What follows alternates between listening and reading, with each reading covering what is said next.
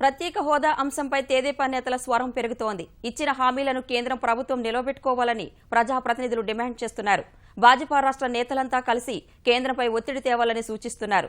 ప్రత్యేక హోదా ఇవ్వకపోతే ఎలాంటి ఆందోళనలకైనా సిద్ధమేనని నేతలు సంకేతాలు పంపుతున్నారు.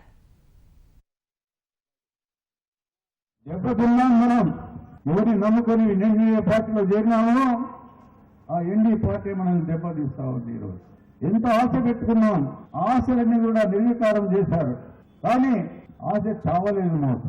అక్కడ మోడీ గారు ప్రధానమంత్రి కానీ ఒక అవినీతి పని చేయలేదు వాళ్ళు. అందుకోసం వాళ్ళపై నమ్మకం ఉంది, తప్పనిసరిగా మనకు సహాయం చేస్తారని.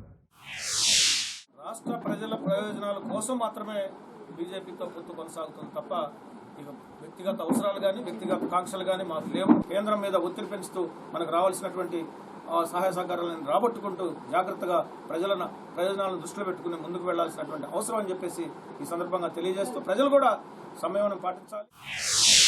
తప్పనిసరిగా ప్రత్యేక హోదా ఆంధ్రప్రదేశ్ రాష్ట్రానికి ఇచ్చి తీరాలి. ఆంధ్రప్రదేశ్ రాష్ట్రాన్ని అన్ని విధాల ఆర్థికంగా ఆదుకోవాలి.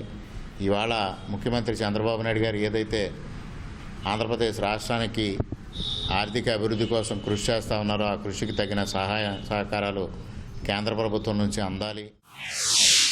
ఈ క్లిష్టమైనటువంటి పరిస్థితుల్లో ఎంతవరకు అయినా సరే మేము పోరాటానికి సిద్ధంగా ఉన్నాం.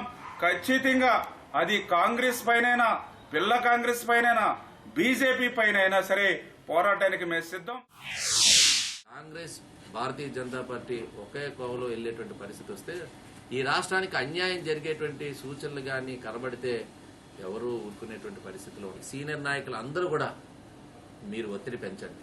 మీ జాతీయ పార్టీలో మీరు రాష్ట్రం నుంచి మీ ఒత్తిడి పెంచండి. మీరు చెప్పాల్సినటువంటి అవసరం ఉంది. మీరు అందరూ కూడా మాట్లాడాల్సిన అవసరం ఉంది. మీరు మౌనం దాలిస్తే ఇబ్బందులు అవుతాయి.